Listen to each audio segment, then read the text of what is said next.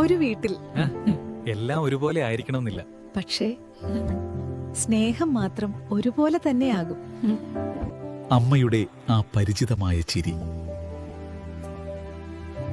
വാക്കുകളില്ലാത്ത അനുഗ്രഹം, മക്കളുടെ ചെറിയ തമാശകൾ,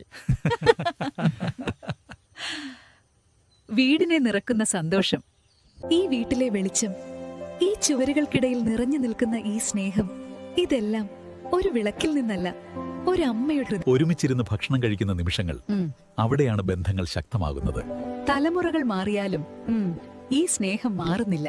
ഇത് വലിയ കഥകളുടെ സിനിമയല്ല, ചെറിയ നിമിഷങ്ങൾ ചേർന്ന വലിയ ജീവിതത്തിന്റെ കഥയാണ്. ഇതൊരു സിനിമയല്ല, നമ്മൾ തന്നെയാണ്. ഇതൊരു സിനിമയല്ല, നമ്മൾ തന്നെയാണ്. ഒരു ഫാമിലി എന്റർടൈൻമെന്റ് ടെലിഫിലിം. പകലാകെ കത്തിക്കൊണ്ടിരിക്കുകയും രാത്രിയിലും അണയാതിരിക്കുകയും ചെയ്യുന്ന ഒരു സ്നേഹവിളക്ക്.